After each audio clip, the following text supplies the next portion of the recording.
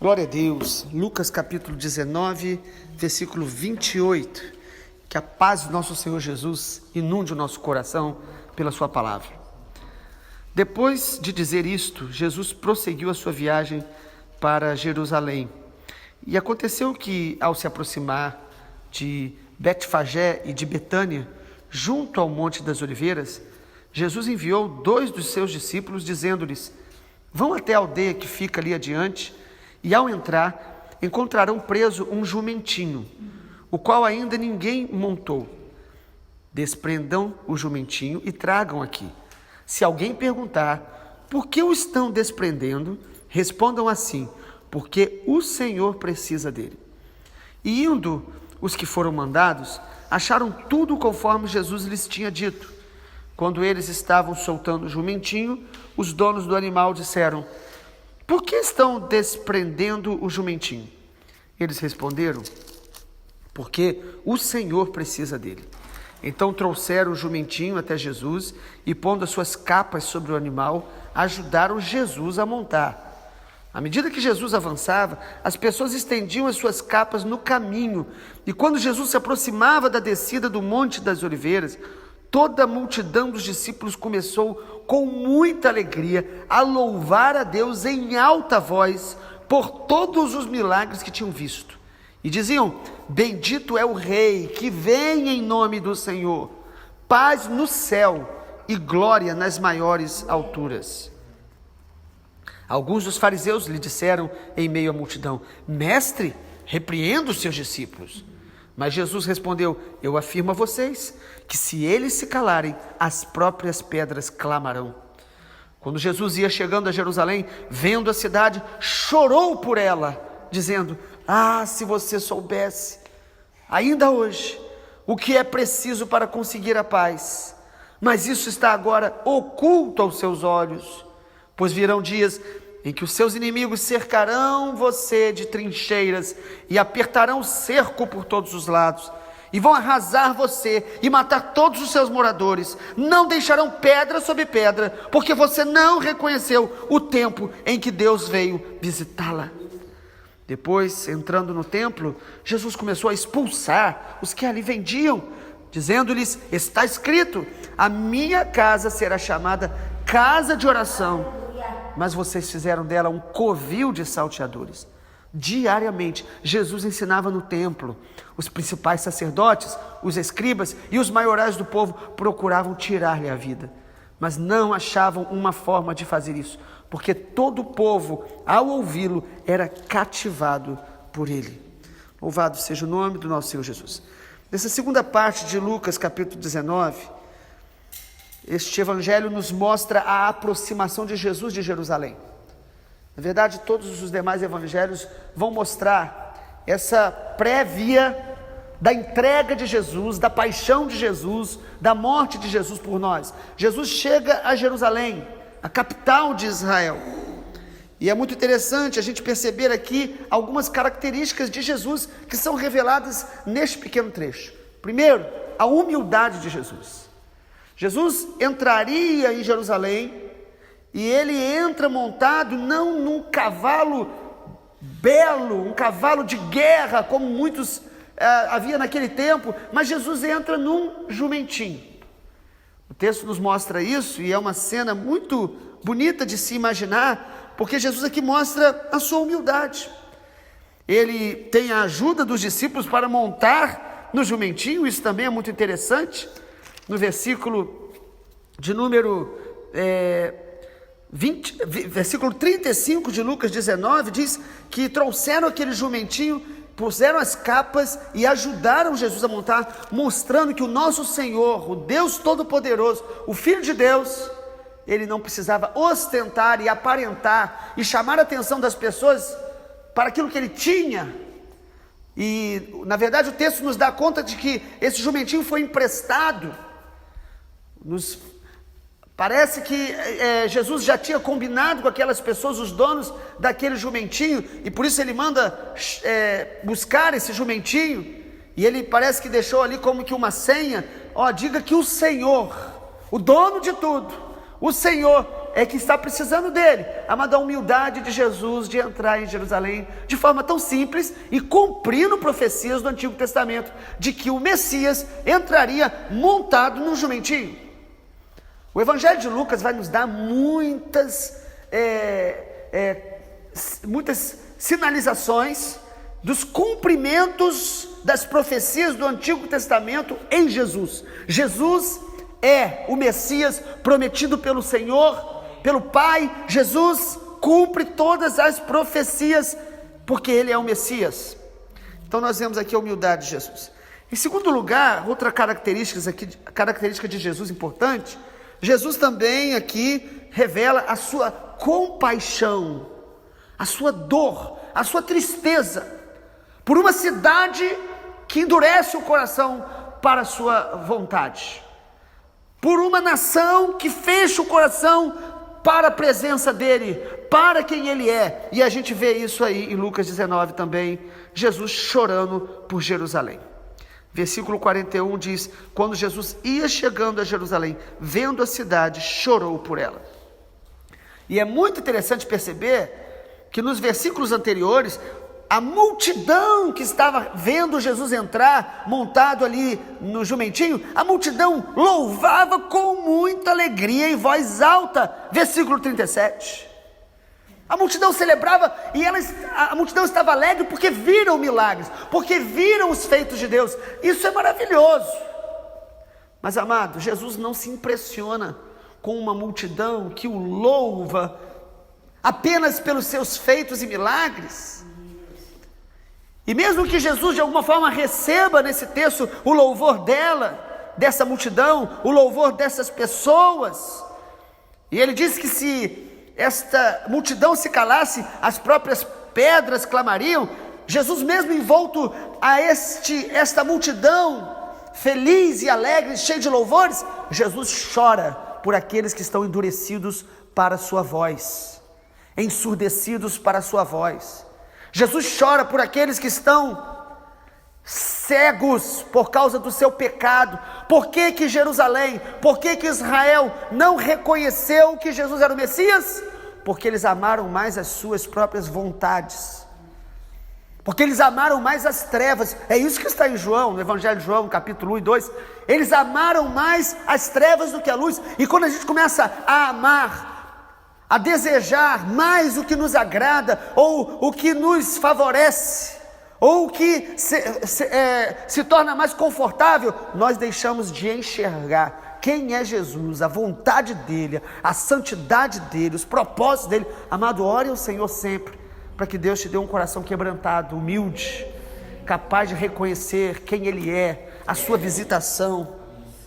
O texto diz aqui, no versículo 41, vendo a cidade, Jesus chorou por ela.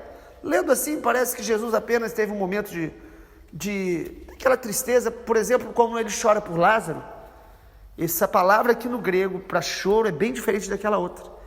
Ele chora por Lázaro, um choro momentâneo da tristeza do que seu amigo tinha morrido. Aqui é um choro profundo, quebrantado.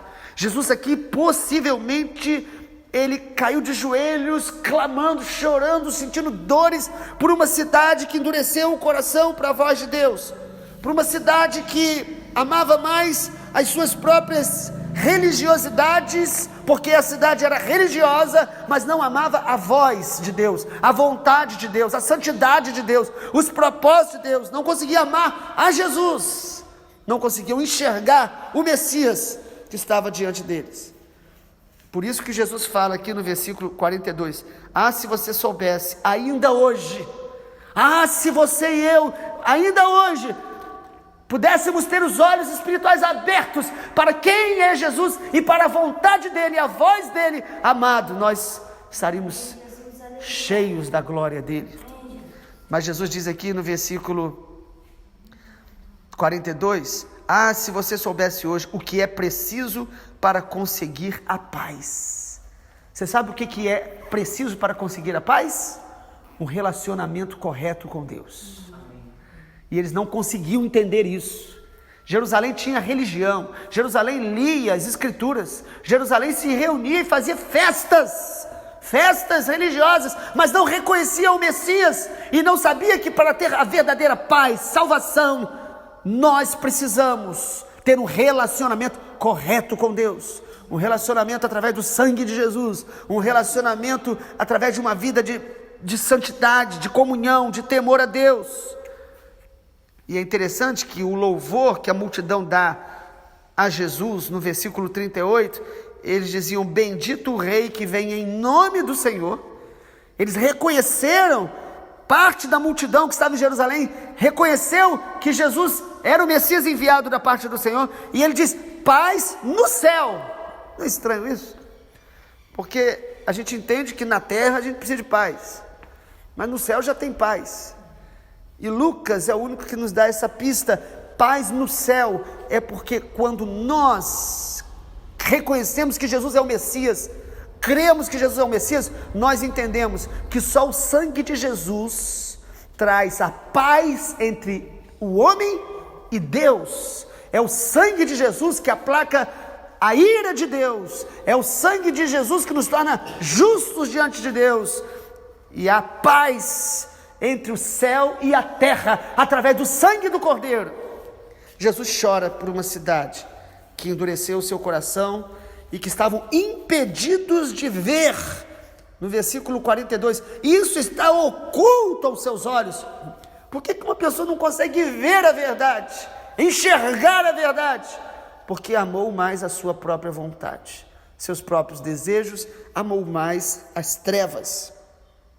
E agora, após Jesus chorar por Jerusalém, ele profetiza, no versículo 43, Jesus diz: virão dias em que vão cercar você. A cidade seria cercada por exércitos inimigos, apertando por todos os lados, seria arrasada, versículo 44. Os moradores seriam mortos e não ficaria pedra sobre pedra. Por quê? Porque não reconheceram o tempo em que Deus veio visitá-la.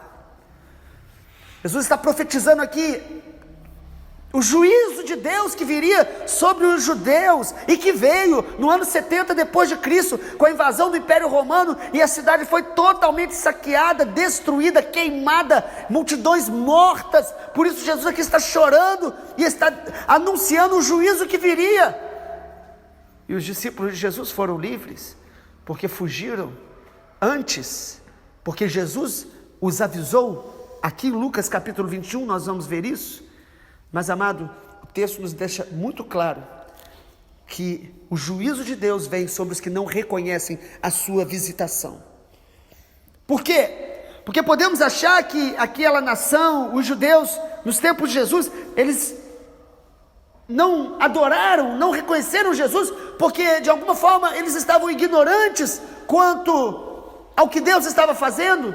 Mas existem dois tipos de ignorância na Bíblia: uma ignorância inocente, do desconhecimento, e uma ignorância culpável.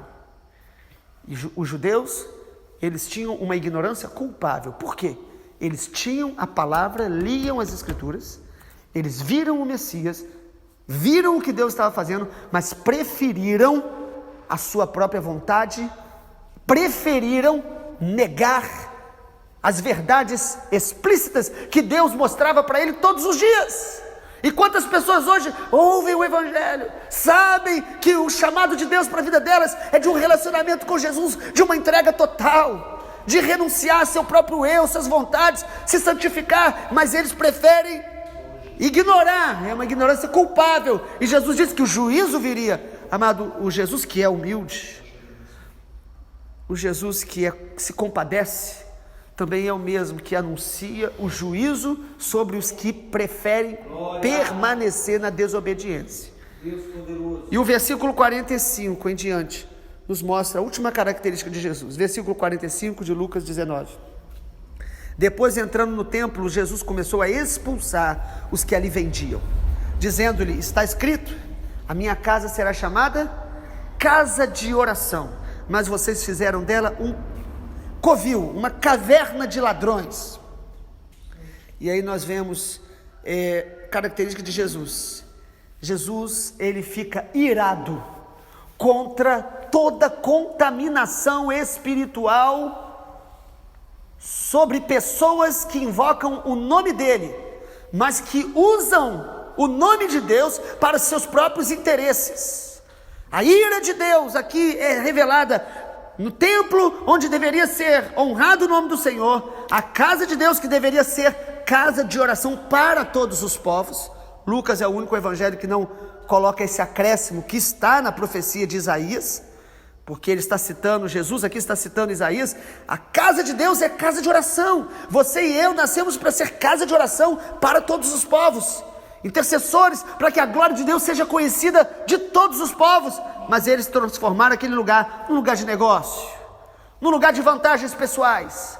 Amado, Deus se ira contra toda contaminação espiritual, seja na nossa vida, seja num ambiente onde as pessoas se reúnem para falar do nome dele, ler a palavra. Mas se ele não é a primazia, se o que a gente faz, a motivação não for a glória de Deus, não for o conhecimento de Deus, não for se tornar casa de oração, nós vamos nos tornar em cavernas de ladrões.